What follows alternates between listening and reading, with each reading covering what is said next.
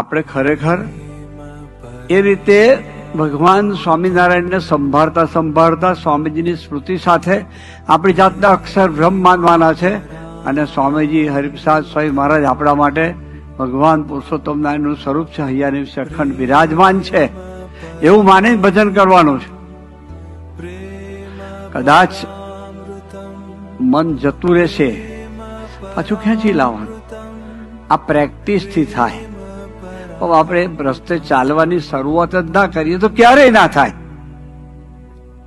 પણ જેટલી પ્રેક્ટિસ વધારે કરીએ એટલું આ જલ્દી થાય, સહેલાઈથી બને. એ જ રીતે નમવાની ખમવાની વાત, ભૂલી જવાની વાત, એ વાત છે ને એની પ્રેક્ટિસથી થાય. પ્રસંગો નાના મોટા બનવાના છે,